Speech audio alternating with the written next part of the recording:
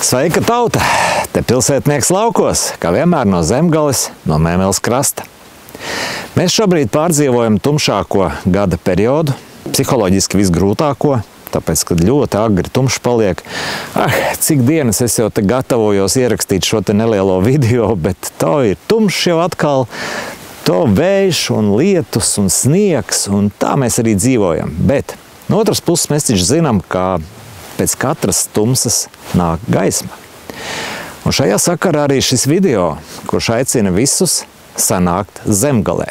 Ziemassvētki ir īstais laiks, kad mēs esam pozitīvi noskaņoti, ka mēs meklējam svecītes, meklējam gaišumu.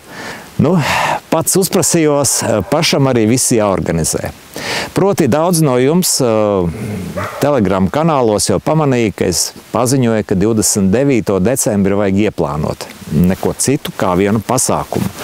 Un šīs pasākums notiks šeit, Zemgalē, Bruknes muižā. Tās vietas kļūst aizvien foršākas un foršākas, un es ceru, ka arī atsaucība tikai augs. Jo kur nu vēl foršāk satikties, kā ne pie priestera Andreja Mediņa Bruknes muižā, kurā ir super vēsture, un kurai ir ļoti tāda izteikta aura.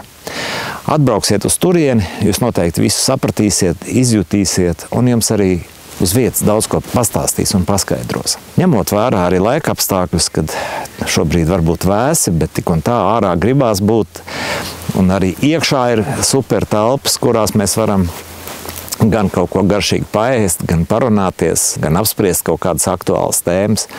Proti, kā vienmēr es uzrunāju visus tos, kuri jūtās piederīgi šai kopienai. Sauksim to kopienu. Tātad kopa, kurā cilvēki satiekās līdzīgi domājoši, ar līdzīgiem mērķiem.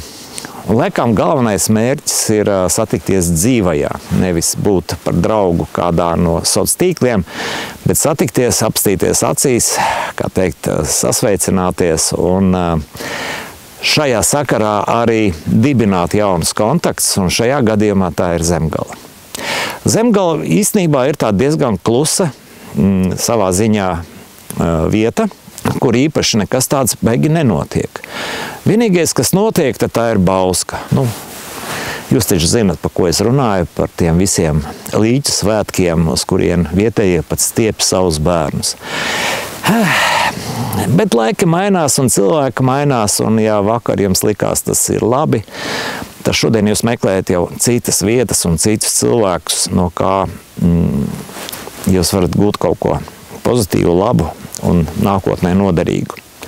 Proti visi tie uzņēmēji, kas arī vēlās palīdzēt vietējiem iedzīvotājiem, zemkopji, amatnieki, daudz dažādu citu profesiju un arodu pārstāvji, esat lepni gaidīti Bruknā 29. datumā, kurā jūs varēsiet piedāvāt savus pakalpojumus, pretī saņemt citus pakalpojumus, veidot bartera attiecības, veidot arī tiešus kontaktus. Līdzīgi kā es, man ir šeit vietējie kontakti, es lielveikalos vairs negribu iet. Man ir kur pienu paņemt, man ir kur kūpināt gaļiņu dabūt, man ir oliņas kaut kur no tānces nopirkt. Pagaidām savējo vēl nav, bet pavasarī noteikti būs. 29. datums varētu būt ļoti labs visiem. Sākot ar to, ka tas ir starp Ziemassvētkiem un Jauno gadu, tur daudz brīva laika. Es saprotu, ka visiem ir ļoti daudz arī paralēlu uzdevumu, bet padomājiet par šo dienu, kur rezervēt un atbraukt uz Bruknes muižu, lai satiktos ar labiem cilvēkiem un gūtu superīgas emocijas.